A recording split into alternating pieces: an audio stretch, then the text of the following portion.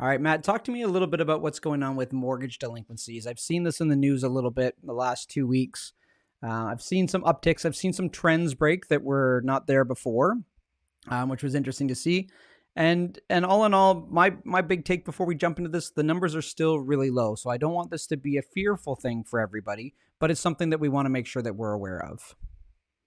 Yeah, absolutely. We want to cover all aspects, all news points out there to make sure that everyone's well informed. And you hit the nail on the head right there with the amount. It's not a staggering amount of defaults, but they are starting to tick up. And what we need to be mindful of is, the housing market and the economy could potentially go in a couple different directions over the next couple months, 6 months, 12 months.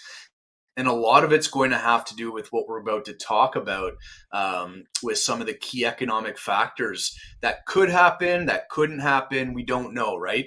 So what we want to do, though, is at least put things on the radar so that individuals understand these are some of the underlying factors we're keeping an eye on, and that could have an effect. And so one of them is, the CMHC came out and said there are some early signs of rising mortgage delinquencies. And a lot of this has to do with the fact that we're coming into that 5-year period where people need to refinance their mortgages, and they're getting a little bit of a payment shock there. Yep. Some would say not a little bit, a decent payment shock. Could be 300, 400, 500. It really depends what rate you locked in.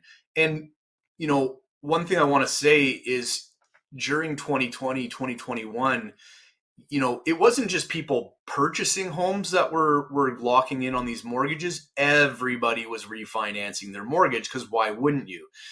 You're basically getting free money. And the reason I say free money is if you can borrow money sub 2% and inflation is higher than that, you're making a decent return on that money. You can turn around, invest that money into assets that will grow because the government's debasing the currency. If you're borrowing at 2% and you can make a return at 7, 8, 9, 10, a lot of individuals did that. They bought other properties, they put it into their stock portfolios and whatnot, or they bought toys, which have turned out not to be the greatest investment for some of those individuals. But so everyone's kind of seeing this uptick in a payment shock. And when you can borrow that type of money at a 2% and pay that for up to 5 years, and then all of a sudden now, you've got to refinance it at closer to 4%. That's creating some payment shock for some people. I think the people that are getting burnt the most are the speculators that kind of jumped in at the end there, that were chasing gains that had already kind of been achieved, and they're the ones now trickling out.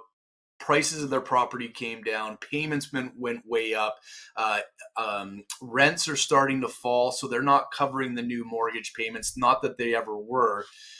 So I think that segment of the housing market is starting to crack a little bit, whereas everyone else is faced with, maybe I don't have that extra $200, $300, $400 a month to put into some other things, into the economy. So that's something we need to keep an eye on, is because, this is going to happen from now until the end of 2026, of all these refinances happening, is going to potentially take some money out of the economy. Yeah, and I think it's important to note that they're seeing this the most in variable rate borrowers, and especially in non-bank lending, right? A lot of private lending is where we're seeing the biggest uptick in these defaults. And one of the takeaways that I'd like to just share with everybody there is and I think a lot of this did happen through those years where the market was just running away and people wanted to make sure they got in on it or got their piece of it, is if you aren't ready and able or capable of repaying that mortgage, or you're really going to the max of your limit, it's never a bright idea, because the littlest change can really throw you off track. And we've been through quite a big change. And I think that's why we're seeing such a challenge, particularly in those private lending, where the lending requirements are a little bit more lax than with some of the big banks. And I think that's why we're seeing such an impact there. And then, Matt, talk to me a little bit about what this kind of has to do in terms of the takeaway for the real estate side of things. Yeah. So the longer interest rates stay at an elevated rate, we're as high, and we'll show charts later on where we're as high as we've been since 2011 when it comes to these interest rates.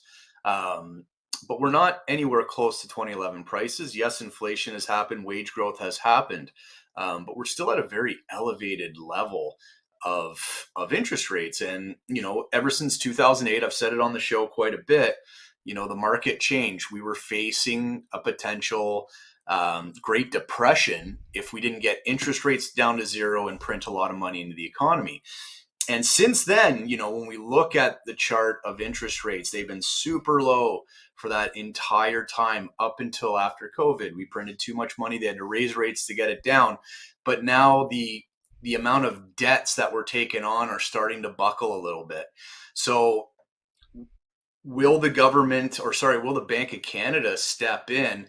And if we see these numbers grow too much, and then one of the next articles that we're going to cover is something along these lines of, are they going to step in and maybe change some things so that if this does get carried away too much, they can bring interest rates down a lot further because they've changed the metrics in how they view inflation. Yeah, that's a great point. That's a great point. And it is